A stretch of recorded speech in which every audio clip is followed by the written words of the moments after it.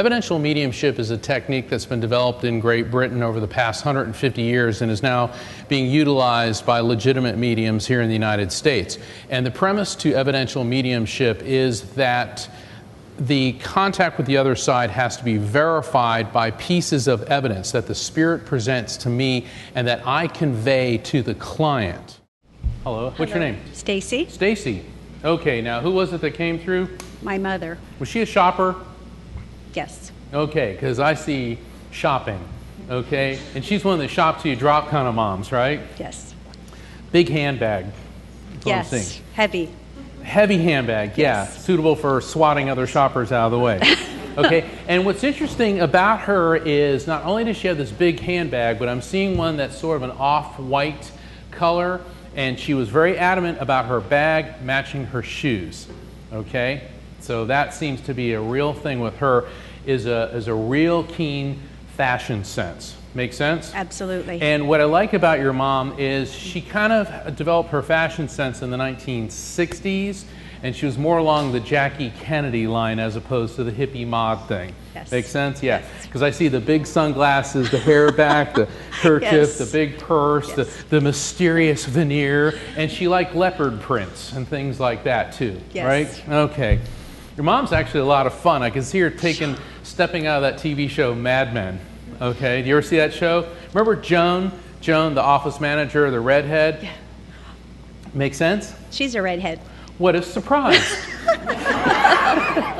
So that's who your mom kind of is projecting. She reminds me of Joan from Mad Men, the sexy, sultry, fashion-conscious redhead that just kind of rocked the world. Let me tell you, your mom was a knockout when she was younger.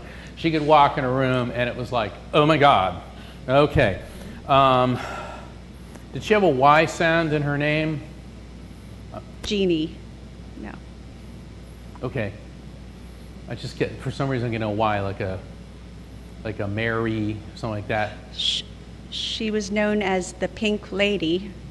There we go. In town. The Pink Lady. Pink Lady. Okay, because she was nailing me with the Y sound. Lady.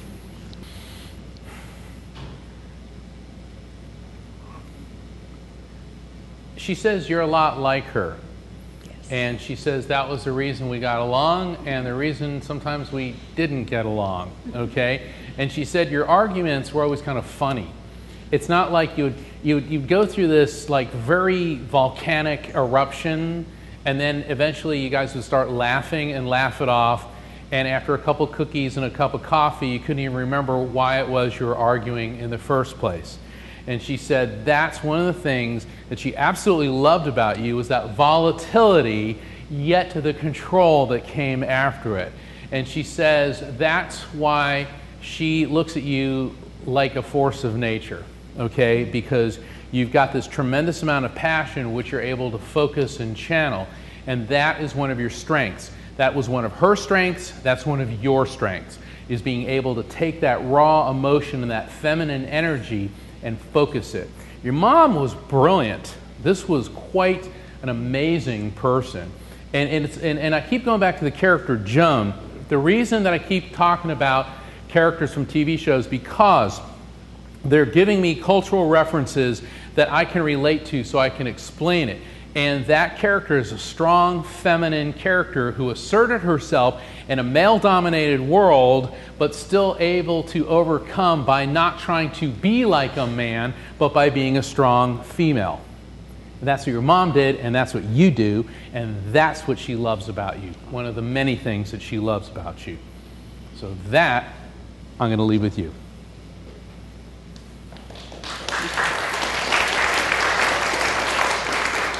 Go ahead. May I ask a question? Of course. Was my brother's passing what broke her heart? And is that why she died? Did your brother pass away as well? 3.5 weeks before she did. Okay.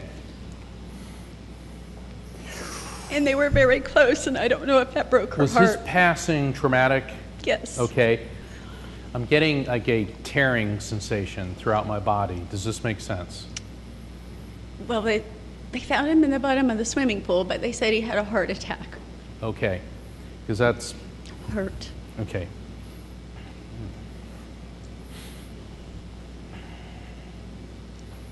It appears that your brother had a penchant for stimulants. All right, I'm not saying necessarily illegal stimulants, but like strong coffee, things like that, always looking to maintain his energy through artificial means. Does this make sense to you? He was very hyper. He was very hyper. And what he wants you to know is that his passing was completely accidental and that he was overexerting himself, and I feel something like tearing apart within my chest. I feel like my aorta is just going to explode, and that's what happened, and it took him really, really fast. He says that he was in pain for about 7 seconds. He's very specific, about 7 seconds. All right? So as far as the amount of pain that he went through and the agony, and it was extremely serene. And then when he crossed over and he went into the light, he was greeted by a grandfatherly figure, a tall, thin gentleman, graying hair, very distinguished looking, very warm, almost kind of a bit of a cowboy, like manly man feel to him. Does this make sense to you? My dad. That's your dad? Okay. So your dad was right there. Is your father also a grandfather? Yes. You have children? Okay. No, not to me. Not to me. From other Okay, siblings. so your father is also a grandfather? Yes. Yes, okay, because that's why I was getting grandfather. He was a grandfather, also the father figure. Now, crossing into the light, this is very interesting. I know this is exceeding evidential mediumship, but I'm going to give you what I get.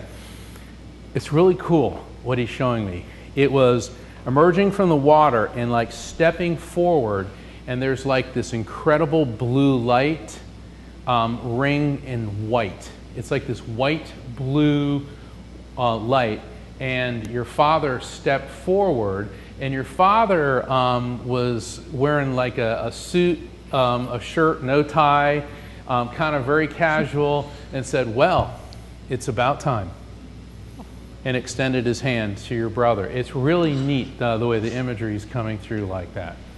So that's what he wants you to know. Oh, now your mother's popping in. She's like, "Am I chopped liver?"